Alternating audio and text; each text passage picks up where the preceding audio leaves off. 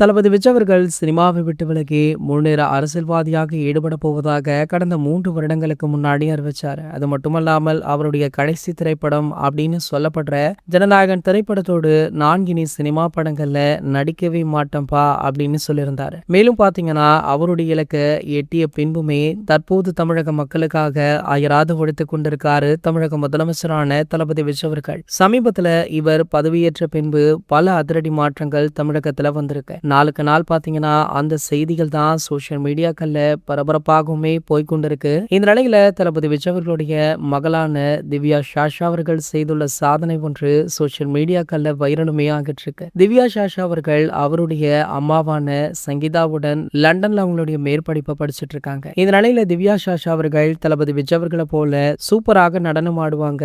So அந்த நடனத்தை வைத்து தற்போது புதிய கின்ன சாதனை ஒன்றை படைக்க இருக்காங்களா. சோ இந்த செய்தி அறிந்த தளபதி ரசிகர்களோ அவங்களுக்கு வாழ்த்து தெரிவிச்சிட்டு இருக்காங்க.